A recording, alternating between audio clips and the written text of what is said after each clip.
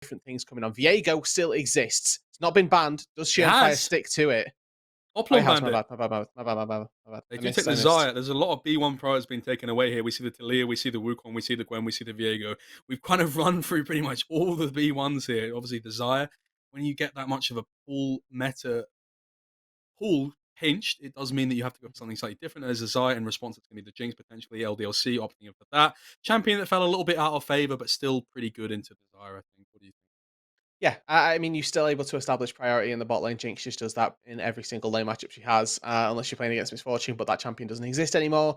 And then they go into the Jinx. They've also picked up the Graves as a potential jungler as well. Going to be seeing if that one flexed up to top lane like it did in the last one.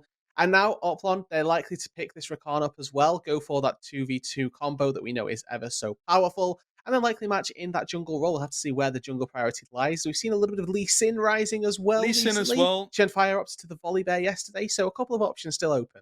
It'd be interesting to me to see whether there's a mirror for LDLC's first game where that Lilia matchup was paired for, but you are correct, it is going to be that Lee Sin, a pretty highly contested jungler. You obviously take this Ari as well. For me, this speaks to, does LDLC now have the Lissandra counter that you can take here? Could be the Vigo as well. We see that as a traditional counter as well.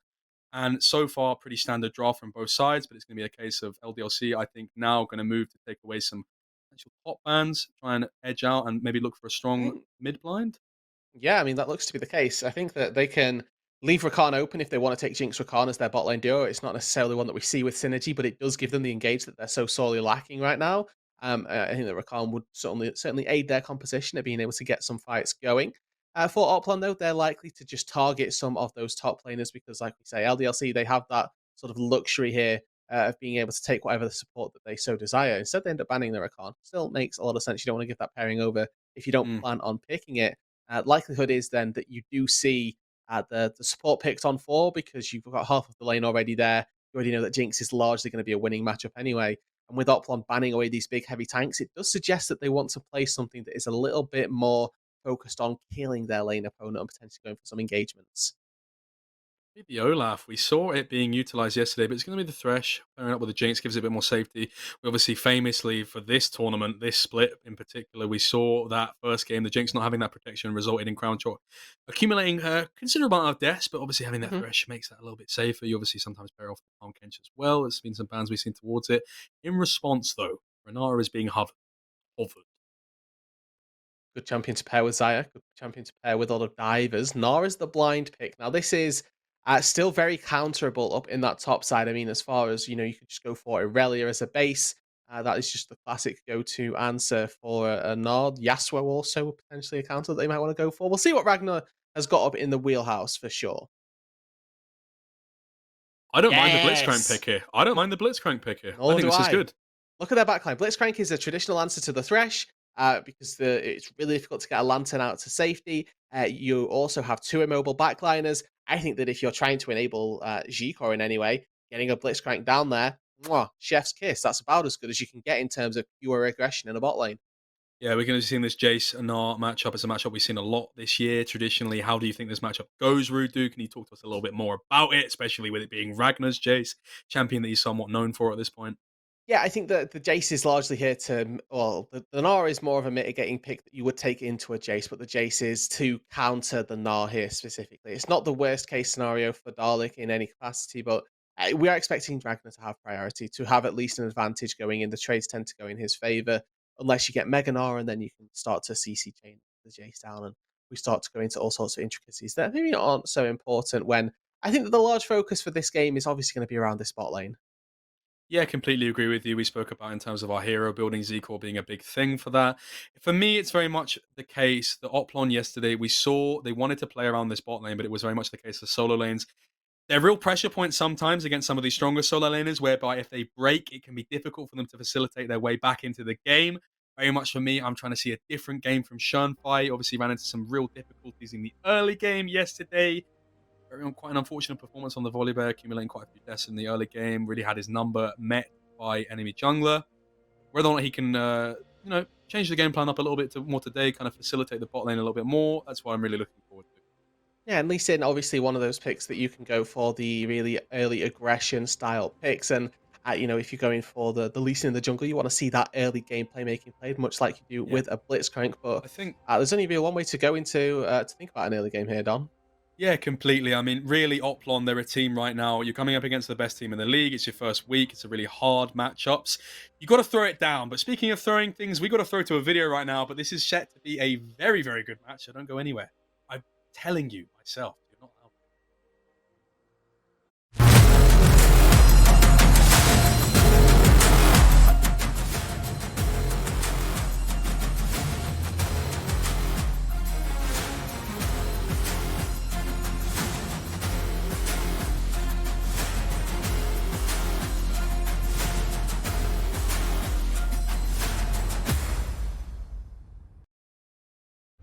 On to the Rift for the final game of the day. No special graphic for us. We're going to get the standard. I miss the standard. It's nice to see what we all see. You know, Yeah, let's not gift us any special sights. We are but men, rude dude. Men with the gift of truest sight. And whether or not it's going to be true, the Oplon fall apart at the seams in this early game, or whether they can actually contest what are the reigning champions of the LFL in LDLC. Pretty titanic force. Going to be a case to be unfolded in these next few minutes. What do you want to see in terms of an early game setup? Blitzcrank. That's what I want to see. Let's just see the twist roam around. It doesn't even have to roam around. Let's see people come to the Blitzcrank. Let's see some early game engagements. Let's see some flashes burned. Let's see some capitalization on early game map moves, and just go for it. Right. This is how you're going to start to generate leads and start to get those advantages to you. Yeah, I mean, we were way better at it yesterday in terms of the football references, but I wonder what skin Blitz has. He has the the goalkeeper Blitzcrank skin? Soccer Blitzcrank. Yeah. Soccer Blitzcrank. Absolute Then tragedy. we could make so many like puns about like Hand of God, Oh. Maradona. Fortunately, it does have like the base skin that could even be rusty. I'm not sure. Blitzcrank looks so strange. That's one of those champions that really needs like a visual game update. I know. Yeah. Well. Yeah. Yeah. Yeah. Shiny Agreed. new coat of paint would be nice for old Blitzcrank. He's obviously been in the game for years and years. New coat of paint. Yeah, Maybe he needs to go to Piltover Customs Blitzcrank. oh, absolutely. Yeah. Imp my Blitz. Get a new upgrade. Doss going to be in the bush waiting for Twist here. Might be able to find something in the early game. Twist going to have that Q skilled already. It's going to be the case that both junglers are going to be circling towards this top side. Obviously, a pretty pivotal match. Every time you have this Jace, you do want to be getting him ahead, investing resources into him. It's not often that you see that Jace leash. For now, it's going to be Graves and Lee Sin making their way up It's there. a disappointment at the lack of YOLO hooking to the brush right there from Twist, honestly. Don't even know if they'd have won it, but I just want to see a Blitzcrank hook somebody and let's get some early action going. Well, there we go. You got your wish there. It's going to be a little bit of a trade here. Doss is moving forward. There's a little bit of a return. That is the problem. You've almost With YOLO hooking. yeah, the yellow hook. It looks nice, and I'm glad they've satisfied you. But you can't really get too much damage after that. Exit kick Doss obviously operating under a lot of pressure, and they have a lot of priority. Going to reach that level 2 first, get this lane in. But this is pretty much what we expected. It's difficult. I feel like the Blitzcrank pick good into the enemy team, but in terms of the lane, going to be a bit difficult for these two. Yeah, That's fair to Jinx, say. like I say, right, Jinx is always going to have that priority in the laning phase. You can always just push. You can dictate how the lane goes using your rockets to manufacture a push, shove, whatever you need to get these leads early on. And seeing it right now that Execution's got that really good third wave crash. You can go back to base right now and potentially go for a pull. Unfortunately, he's on a ward, so he's not going to be able to do it. And that kind of ruins the timing a little bit. He now has to stay, right? You don't get that perfect time frame where you would have got back and got away with something nice, but might still go for a base here because we look at the mid lane. Doss has left completely. Yeah, Doss is mid. Peng manages to just about get out of that age range. Otherwise, it would have been a case that he needed to flash. Doss could have maybe responded with a flash as well. Nice bit of prescience from Peng there to be able to move towards that side of the lane. We do see Shunfire on the top side. Ragnar has been caught out. We didn't really get to see this in build-up, but it's going to be a first blood for Shunfire. And Rude Dude, we spoke about how we needed to see a slightly different game plan in terms of the early game for Shunfire. He's off of the races now, having picked up that first blood. And I think it's safe to say this is a much better. More mid lane. More mid lane. What's going on? There's more mid lane. And there's going to be a kill. We just sung Peng's praises in terms of being able to move away from that. It seems like he even burned flash, but wasn't able to get away with that. Doss didn't respond with the flash in response. That is going to mean that although Oplon were able to find an early game advantage, it is equalized in that mid lane. Yeah, and Peng doesn't have teleport either, so gonna have to do that walk of shame back through the mid lane to get back to any farm and recuperate the CS lead that was lost. And it does give over a free recall to G-Core. Obviously gets a little bit of a base and a slight advantage in the laning phase, which is going to be very useful for the Blitzcrank. This is that build up to the top lane, and Ragnar just unfortunately caught out on timing. I wasn't expecting the Lee Sin up here just Tried yet. to Just a outplay it. 4 camp into top, and really well played. He's tried to outplay it though. It's an unfortunate that he's tried to crash the wave. They didn't quite get it. Yike wasn't quite there in time. Execute's getting taken out here by G-Core as we come out of replay. Well, G-Core had flash. On both summoners there. Do you call G-Core a rookie? Because he obviously played a few games at the end of the last split. This is his first like rookie full split, I would say. This is, I don't think by definition he's a rookie because he played a few games in at the end. I think he played like 6 or 7 games. Yeah. So I don't think by definition he's a rookie. So it's a little bit of a weird one. Either way, it's actually good that he didn't flash there. Whether he knows it or not, DOS was on the other side of the wall, ready and waiting with that lantern to get out to safety, and would have just been a flash for nothing from G-Core. So keeping hold of that one means there's a definite possibility to punish Exekick again. We talked about the item discrepancy. I think that it was just the fact that it was 2v1 more so than anything else that led to that advantage being generated. But really good stuff down in the bot lane. We need to see them punish now onto Exekick. No flash on this immobile AD carry. I see some advantages generated. Yeah, absolutely. And we talked about it before, like you just mentioned, there's a very thin line between restraint and hesitation sometimes. Thin lines of battle being drawn so far during this game. We're obviously ramping up towards a potential Rift held in about 3 minutes or so. This first dragon is on the table. And we're talking about how they need to capitalize on this bot side summoners. Shunfire is here in the bot side. What do you think the play is here for Oplon? Well, for Oplon, it would be to try and find Exekick and DOS while they're a little overextended. There's not a lot to be done since you can see that they're just paying the respect that is necessary, I suppose. Their jungler's nowhere near, so they're just going to make sure that they're not getting too caught out. But right now, the issue is that G-Core hasn't been able to find a second base. Exekick was obviously forced to back after the engagement that came through, and having had a lot more gold, is actually now ahead in items. So going for those scuffles is going to be slightly more dangerous to our Oplon's bot lane because there's an extra longsword and extra dagger in the back for Exekick. Yeah, completely with you in that regard, rude dude. Okay, so Yike is trying to find something in the river there. I think he's looking for a bit of control there. He's going to transition to his topside camps now. We're pretty much circling in terms of tempo. There might be a little bit of a skirmish around the skull, but I think Yike realizes that mid pro isn't quite there, so they can't quite look for that. Gold lead. Gold in general, very, very even thus far. I think is the case. The first fight we're going to be seeing in this game is going to be around this rift round in about a minute or so. 2 minutes or so. Yeah, and that's when we start to query things like bot lane priority, and it may seem weird, right, at first glance. Why is bot lane priority important for Rift Herald takes? Well, most normally, it's what happens when, teams base and then they go out to Summoner's Rift, and whoever can get that base off first tends to be ahead of the play and then tend to be able to set up some advantages for their team in that aspect. And right now, it's still going to be the Jinx. That this never really goes away. The only thing that starts to level up is the Zaya's ability to wave clear. And at this point, it's starting to get their 3 points in the E. It shouldn't be too bad for G-Core trying to clear out a wave, but when his Blitzcrank's not in the lane, can never really step up to the wave so easily to try and get this. Yeah, completely. It's going to be Twist trying to find something on the other side of the map. Does come at the deficit of not being able to get that much pressure in the lane. Means that G-Core is kind of not able to really press the advantage, or press the issue, rather, on some of these waves, but able to farm up nonetheless. Me going aggressively now. Has flash available. Twist has found it. Has he found the hook? He does. Gets DOS on the end. It's a really unfortunate Q from Shurnfire. Ultimate from Z-Core is going to find it in the end there. Another kill for them. We spoke about how important it was. You set it up, rude dude. You knocked it down there. Twist finds the hook. Really nicely done. Great stuff, and they can go for more. Oh my! Oh, Exekick gets flash kicked here. Shurnfire under the turret. He's going to get taken out by that. Yike tries to find a bit more damage. W is going to dissuade Z-Core slightly more, but it is going to be Exekick going down in response for Shurnfire. I didn't see who picked it up. It was Shurnfire who got the kill.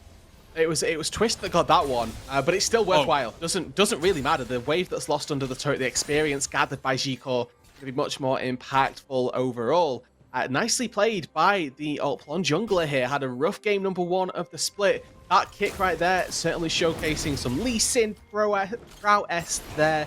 With a really good execution under the turret. And whenever you're trading 1-for-1, usually I don't mind trading my jungler for the laner just because of the amount of advantages that the laner can get in response.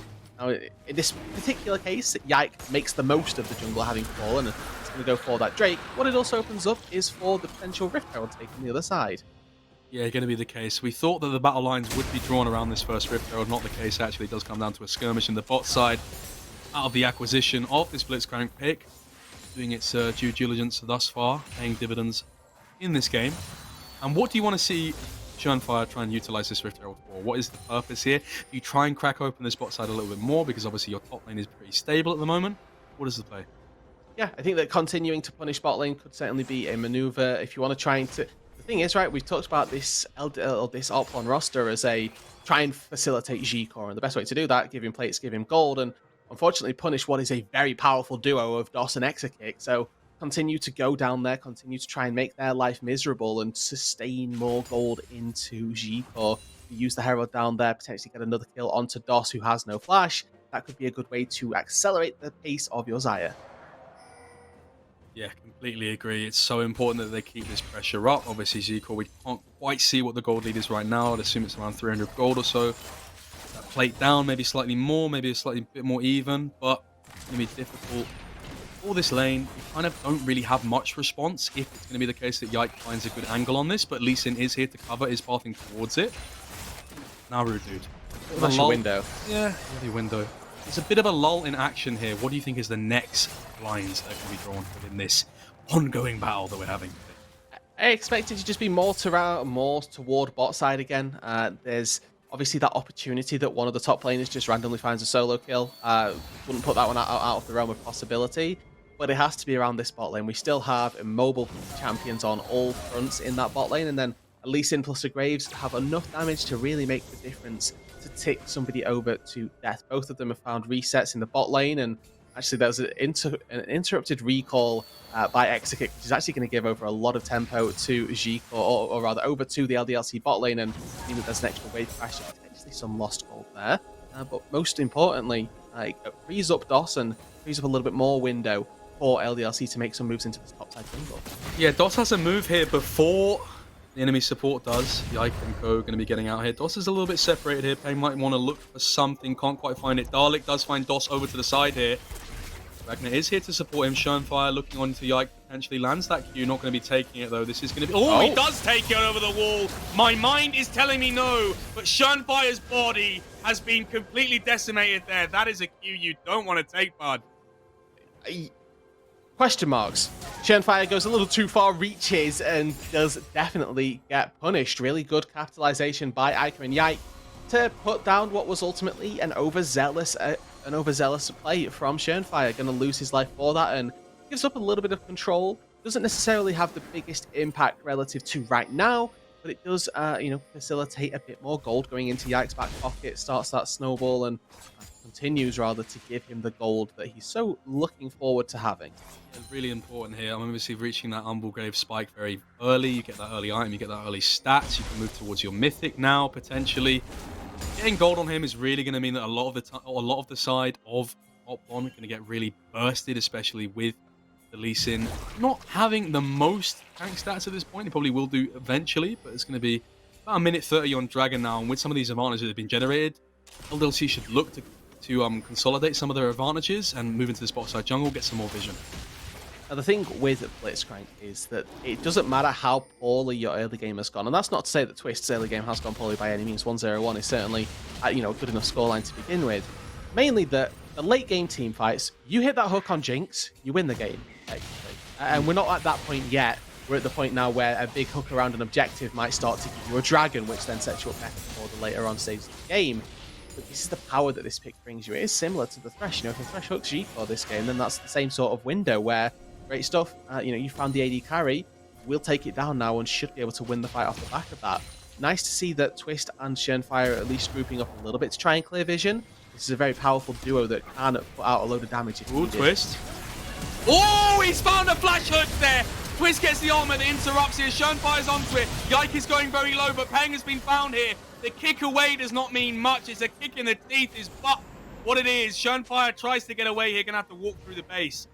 What looked like an absolute throwing down the gauntlet play for Twist. The flash playing around the lantern. Very flashy in of itself, but not able to find the kill there. It's really been the story of the game so far. They're able to go for these very flashy plays, but it feels like they've got so much to do all the time. And feels bad for Peng right there, because his teammates are calling, going, oh yes, let's cash this Graves out off guard, and hits the hook of all things, and then all of a sudden Peng just caught inside a baby cage. and unfortunately really has to just either flash out to safety or not get chain CC'd up. So really difficult position for the Oplon mid laner to find himself in, but overall a great turnaround from LDLC. They had the move from bot lane as well, so Exakick's ability to get there, save with heal, was exactly what was necessary. Yeah, completely. I mean, we speak about LDLC. They're a team that's very stable. They can play through multiple angles. That's what makes them a very strong team. You can see them this game playing a slightly different style than what they did yesterday. But it is similar in the sense of it is Yike building up this tempo, building up these advantages. Now very ahead, up around 6 or 7 camps. Building towards this mythic item, now it's going to be the Eclipse. He's getting stronger and stronger. It's going to mean that they can consolidate and build a lead even further. They're not a team that lets go of leads. Whether or not they can close out this game, still remains to be seen, but so far they do have a very good grasp on what they can do. And you talked about their ability to close out with leads. Let's, see if that does continue and see if it can be built up to something that is, a bit more than just 1.5k, 2k gold in their favor, and use Exakick to be that really powerful force. Yeah, completely with you there. A lot of it is on Twist, whether you can find these complete inspired by God moments. The hand of God for Blitzcrank, can it find its target? Will it be left falling flat? I think the difference we spoke about kind of in comparison to the Thresh, the difference with Thresh is you're not all in on landing the hook. You can allow a utility, you create a bit of space with the box. You also can play Lantern as well. There's a bit more utility available, whereas the Blitz is sort of all in on landing that hook.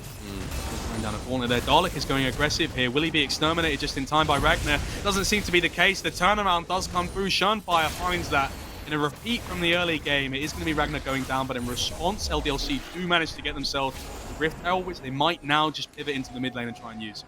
Yeah, and they've got that time to do so as well. 3 members on the top side. Recalling is doing very well and picking up the nice little 1 for 0, or 1 for 0 in terms of kills, but then losing out on this mid lane tier 1 turret. It's that expenditure, the cost that they had to give up. And they're going to have to obviously see this mid lane tier 1 for it. The icon on the Raptor. 2-level lead. Away here. Ours as well. It's going to be a bit confusing for him. Goes for a bit of an overzealous Raptor take there, but they are there to punish Shunfire. And Twist are able to offer enough CC for Peng to land quite an easy charm. That is going to be him giving over a shutdown, I believe. We'll say Peng. This is like a I don't know, Jeff here, but Peng might be left not knowing for quite longer. Has to flash out there. That is the danger of not having ultimate into this Veigar. Can get stunned up, even if you do have the ultimate. If the cage lands in time, that's why it's traditionally known as a counter. This Ari pick we started seeing a lot more, especially at EU Masters. And right now. Right now, with 2 minutes to go on this Cloud Dragon, what needs to happen from? I mean, they need to keep doing what they're doing effectively. They're picking this Lee Sin Blitzcrank roaming duo and then setting up kills to be knocked down by solo laners, right? Peng just grouped up with them then to take down Yike. We saw Dalek was in the top lane already to take down Ragnar. So if they can keep on doing that same thing and maybe utilize G-Core as well to pick up 1 for himself, and they're going to start putting kills in the right places, money in the right pockets, and around the dragon, if you find that right hook, collecting the kill onto really anybody shouldn't be too difficult. There's a lot of squishy members on LDLC. Yeah, I think important to note is as well as lining the pocket of LDLC thus far, is that unburdening win condition of the soul, is the Hextech soul that is coming forward in a minute or so will allow them to get that penultimate dragon towards that win condition. Is now the point where Oplon has to secure one of these dragons, otherwise they're going to be forced into a rough situation. Ica gets engaged on here. Peng might want to look forward here. He's bitten off a little bit more than he can chew here. Yike finds the Q wallbang. That is going to be Peng going straight back to base, and with a minute on the dragon now, it's going to be difficult for Oplon to get that position. Yeah, and just dashing into Fog of War right there, just takes a shotgun to the face. Yike more than happy to dish out damage. 2 lethality items up against Nari with absolutely no armor to speak of. Can't imagine that you'd run armor runes even when up against a Veigar either, so an incredibly squishy mid laner for the majority of LDLC to try and take chunks out of. Currently, at least, a really good position for the mid lane setup for LDLC if they want to try and utilize that and move into the river, take back some control, because currently Oplon have got a large portion of it. The issue that they've got is the effectiveness of Umbral Glaive is really going to speak to itself. Ica's a bit of a behind the position here. Dalek has flash. He's going to come down, not going to land quite. Would have liked to have seen a slightly maybe an earlier E there, but I think just being here is fine. You don't really sacrifice much for it. Dragon is coming up now. It looks like Ragnar's going to be playing towards that, whereas Dalek might move down. This could be difficult, but Ragnar does come from available importance. They're all going down to the spot side. This is Oplon's sort of stand around the objective. They got off to the side, finds a nice little chunk onto Dalek. Yeah, and he's going to need to still ramp up that Meganar bar. Probably going to try and get access to the Dragon to do that to begin with. And with Ragnar in that top lane, it looks like it could just be a seeding of gold for the Drake. And I mean, at present, not necessarily the case, because Oplon, they've looked for this mid lane. They realize they can't get it because of the Veigar. Now they're back onto the Dragon, and now Dalek's route of Mega Bar starting to stack up. LDLC quite wisely, I think, backing away and giving over this one in exchange for a lot of gold on the top side. Yeah, it looks like LDLC, like you're saying, making that trade. Ragnar got that tier 1, obviously now going to be opting into these top side camps. They might be trying to get a bit too over-aggressive here by trying to take this tier 1. Going to be execute backing off now, but with a blue side, a blue and a Gromp for Ragnar. He's only going to continue to rail away on this top side, open up the map more and more so for the next Dragon. So 2 camps stolen away in exchange for that Dragon then, and it does stop the ball rolling a little bit for LDLC. It means that they can't get that very early soul that they may have been able to use to sort of accelerate to a very early win condition. But moving forward, they do still have a lot of tools to take wins with. Exekick is currently very farmed on the Jinx, not quite at that 2-item spike just yet, but you imagine with that Gromp picked up and potentially a base to come after, it's going to be that second Zeal item of choice. Always got Ica working towards that Rabadon's death cap as well as a second item, so the ability power really starting to stack up. 205 stacks of that phenomenal power already. And I think that this could be the base for that Rabadon's that we were sort of alluding to. See what that AP Yeah, I think it is. Very scary numbers. Yeah, there you go. Can't quite see what the AP value is there. I was thinking, actually, let's do a quick little game route. How much AP does Veigar have right now? He had 422 before the Rabadon. 570-ish. 572. I'm trying to do quick maths. Oh god, I didn't even get an answer in time. You got it pretty close there. That was pretty good. Close. You definitely passed maths at school. I was a maths kid. You're a maths kid. I was an English kid.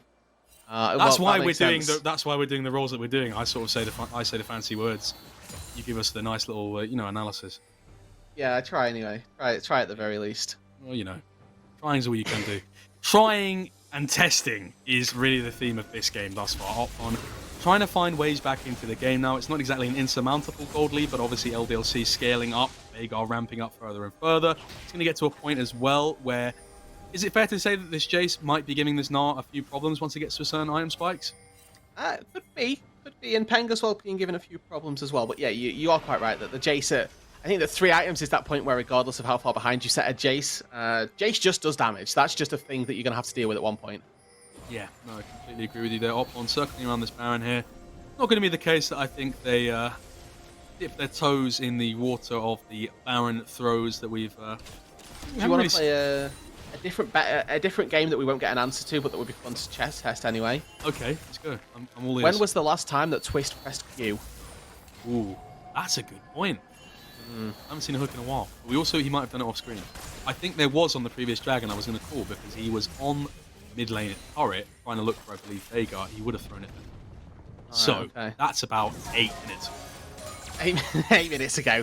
Yeah, alright, well, there we go. don't think it's been that long, though. I think you're being facetious. Of course. Is that not half the job? Yeah, I guess, but, Ragnar going to be looking... Trying to find Dalek, zone him off with his cannon. He really wants to deny this cannon here. Dalek going to get a Q here. Ooh, doesn't quite manage to get it, though. That's a tilter. 100%. Oh, Dalek didn't go for the backhand Q right there. That's unlucky. Well, in that situation, you throw the Q away from you and line it up so that it hits the cannon creep on the way back because it can't get blocked. Wow. No, Mastermind. That's a lot of damage from Ragnar, but Twist is coming in here. Has the flash available. Not going to find enough room there to catch up. Obviously, the W speed up means that you do slow down after a little while. Dragon's coming up in about a minute 20 or so. And the setup as well for Oplon, the thing that we've seen is Twist and Shenfire joined at the hip effectively. Unfortunately, they've just been going nowhere toward enemies, nor picking up any action, any fights really, for the last couple minutes, few minutes at this point even. It's been really difficult for them to try and find any sort of engages, and now that LDLC is shadowing Ragnar down on the spot side, that's been the weak point that Oplon have looked to engage upon. It's good to see that LDLC are recognizing that and trying to make that not necessarily the case, not as easy to punish in this case. But Oplon, they're changing their attention. They're changing where they're putting the ward, where their priority Zico might be in is. trouble here. The flash almost immediately. He's going to have to ult over the Veigar cage and flash away. That's some crucial cooldowns burn by LDLC in regards to Zico. He's not going to have any escapes if it is the case that he gets engaged upon. Really good disengage though. Now Twist can go. Twist. Do it. Flash. Get it. Exit kick flashes away here. Dalek's in though. He's found exit kick, but in response, Zico as well. Huge. It's a massive fight for Oplon here. Dalek gets a teleport flank here, which means the exit kick flash from a few seconds ago does end up getting punished. Ica flashes in here in a rather confusing manner. A good flash forward from Ica. Can they punish the Veigar when he comes out of stasis? Yeah, he can. He responds with a kill onto Zico. Ragnar goes low as well. Goss and Ragnar are the only survivors of this. They can't quite pivot onto the Baron without Zico. They won't have the consistent damage, but they will be able to move another dragon into their acquisition. Oh, and it's so close. It's so tight, but Oplon just get away with it. They need to get out after this dragon as well, because you can see Ragnar wants to dish out that damage, wants to get away with some naughty things in the back of the Baron pit, or the dragon pit, but not able to find anything. Goss as well tries to go for a little fish, not going to happen. Massive fight in the mid lane. Huge re-engage and lots of mechanical outplays. They're going straight by towards Nash. Oplon. They're going to get. They could well go for this. They're going to have tempo on this. I think they're just going to bait and set up tempo around it. But it looks like they're just starting it immediately. They do get a lot of take the space Hex here. Well, not taking the Hex Tex there, moving around. They're going to be late to this dragon. It's going down solo already. 6.2k is the margin. Those Veigar W's doing so much. They're just going to take this straight out. Oplon don't even get a choice here. Twist and shout. Ragnarok goes in. He finds one. Doss gets stunned up by the Xayah feathers. It's going to be a charming response. Heng, that Lee Sin Q is down. Oh my god! Exit kicks found the angle between it. Ragnar goes back in. It was a crucial ultimate from Jinx. Oplon have jinxed themselves. It was looking so well for a second.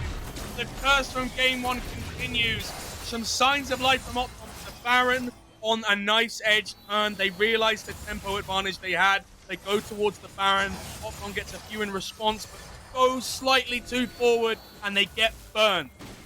2 minutes of out-and-out action here. Oplon, they sent such a good team fight in the mid lane. It's not really set up, but it looks so good. They get the kills and they get the dragon. But LDLC with the tempo play, just know that there are reset timers coming through, and with Oplon not able to make their way to that pit in time, they overreach, they overextend, and now Zico's dead as well. That's cleansed, but it's not going to matter too much. Ragnar, he's fine. Don't want to go too far there. You expect him to be dead by all rights there, but manages to get away there. Able to get away with a little bit here of, you know, fancy footwork, I suppose, more so just speed over anything else. And all credit then, you know, going still to LDLC for their play on the top side, recognizing that, hey, we have this window of opportunity to get these plays going and get that Baron in their back. Now the question is, what can they do? What can they get away with this Baron? There's a lot of turrets still to claim outside the base too, to be fair. So not a lot, but enough still to get some gold back in your pocket. Indeed. Next thing on the agenda in terms of the game is how can LDLC use this Baron to consolidate vision around the bot side, make it so that Oplon doesn't really have a choice in contesting this next dragon. You're going to see Doss over the wall here in a few seconds. Go here, and they're going to be mounting pressure in this bot side. Get this bot lane tier 2 is going to mean the map gets even more and more open. It's going to be the case that Oplon don't have a lot of space to operate under. Event Horizon is so good at zoning away. Twist can't walk into the event, or can't walk up really. If he steps into the Event Horizon, it means that there's so much linear CC that's easy to collect, and that, devastating. Oh, it's a lot. They don't need to find the kills, they're just forcing them off turrets and securing their own. Yeah, indeed. I mean, you talk about how this Jace really was going to ramp up into the item spikes at the third item and do damage no matter what. It's gotten to that point now. We've reached the tipping point. Hangs off on the side here trying to find something, but I do have fears for him that if he goes in, he's going to immediately get CC'd in one shot. Yeah, I mean, Ica QR is going to deal 80-90% of the Ahri's health bar, even though there's a little bit of health built up, even though there's probably some magic in the runes. At this point, 3 items very much accelerated in the matchup itself. Ica level 16 as well. That Primordial Burst is an absolute terrifying prospect of playing up against. There's a lot to be said for how difficult this game is going to be for Oplon, right? This Blitzcrank has got, you know, one job essentially but trying to complete, he's got to jump through so many hurdles to just get in range to hook somebody. Yeah, and furthermore, you talk about this Blitzcrank, how the Ari needs to work with it in synergies. Look at the inventories of LDLC right now. We're seeing Azonia's in the mid lane, stopwatches on both jungle and top lane. It's so difficult if those 3 targets are hit. They can immediately buy that stasis, buy that time. Yike might spot out Peng here. He's found him with the Q here. He's going to have to auto it away here. Ragnar's going to find it. That's a great hook from DOS. Absolute laser in the sights there. Finds Peng on a reset here. Very greedy from him to back there. Going to mean that they can move towards this top side. This dragon is coming up in 40 seconds or so. You just got to see there a little bit of hesitation there from Peng. He tries to use his ult to ultimately live, because the way that he's ulting there, he's never going to get out. He's going to get chased down eventually. So he uses that, or holds that third ulti to just buy a bit of time to try and think about how to get out. Ultimately, DOS lands. Oh, twist! He flashes forward. The R is going to mean, but this is a stasis we talked about. He does go in. There's no one to help him, unfortunately. A lot of damage on the return here, but it does mean that LDLC do have their mid lane to go down here. Ragnar's going to do a lot of damage to Twist and probably pivot towards this dragon here. Can they find him engaged? Thus far, Shunfire. It's a flash forward from DOS. Shunfire with some fancy footwork manages to get away there just about.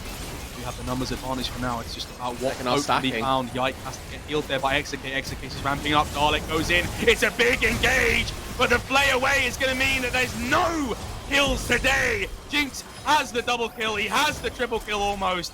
It's a futile attempt to Oplon at the dawns of the game, the death of the game. Peng goes in massive to find Graves here. Never mind. Might have managed to save it. About going to be getting away here, but it is going to be LDLC marching towards that mid lane. Ragnar tries to find it, goes into the stopwatch. He's just buying time for his teammates to knock on the base here. To knock and topple down the marble steps of this game. Toppled like dominoes are Oplon. They tried very hard to find anything. Twist was flashing in, but it pays no mind to what ends up happening. Ragnarok, Twist and Shout. We are but beetles in the ground as LDLC run over this game for a 2-0 week. Yeah, they secure themselves that 2-0. A good effort from Oplon. Better showing than in game number 1 of their split. But overall, still just overcome by the sheer force of your reigning LFL champions. A very good game from them. They recognize quite how to start playing out that game. Got caught out a couple of times by that Blitzcrank pick. But then they recognize quite what they need to do, quite how they're supposed to play against it. And, just setting up sieges 5v